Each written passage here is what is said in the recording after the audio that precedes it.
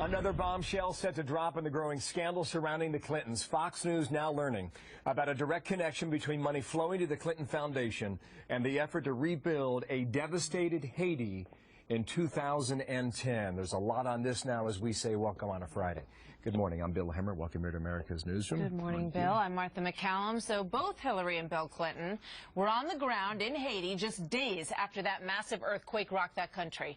But the author of Clinton Cash is now claiming that to get one of the lucrative contracts to rebuild the country, you just had to have a, quote, relationship with the Clintons. But it does not end there. In fact, it begins. The Clintons battling an onslaught of troubling reports this week alone. Fox News has been reporting on how the State Department signed off on a deal allowing Russia to buy an American uranium company.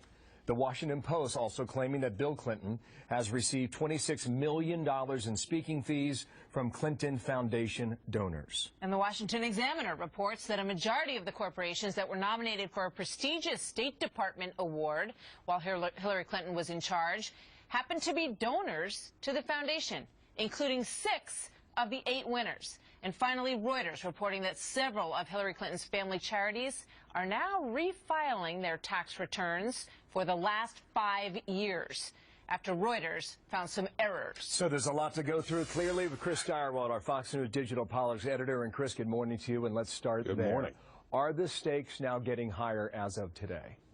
Well, the stakes are definitely getting higher, not just with the new revelations, but with word from House Speaker John Boehner and House Republicans that it is increasingly likely that former Secretary Clinton is going to have to testify under oath. And each of these new revelations are things about which she can expect to be asked because she turned down the opportunity to meet privately, talk privately about her email servers. Now we could see questions that would include whether or not there was quid pro quo and action she took at the State Department and on. And she'll be there with her hand in the air saying she swears to God to tell the whole truth and nothing but. Well, on that point, Mitt Romney said yesterday it looks like bribery. That's his initial reaction to this. How are Republicans going to handle this now, Chris?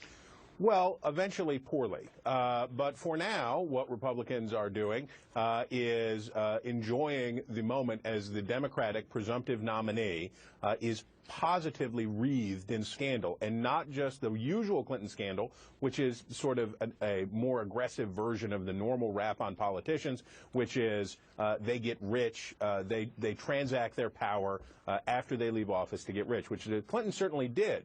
But in this case, we're talking about quid pro quo, allegations of quid pro quo, that people got things, bad people, Vladimir Putin and the like, got things. That's a serious charge, and the Clintons are going to have to definitively answer it. It won't be enough just to say, oh, well, never mind. Okay, now, on that point now, how will she ride this out?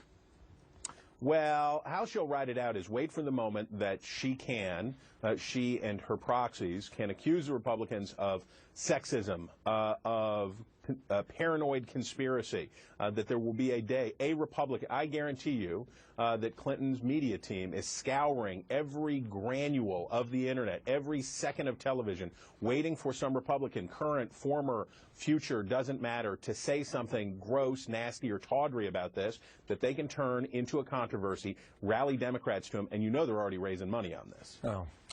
You get a sense, though, Chris, that it is so much information from so many different sources at the same time. And you wonder whether or not this gets lost. And ultimately, there is this question. How much will American voters care? Well, in politics, there's weather, and then there's the atmosphere.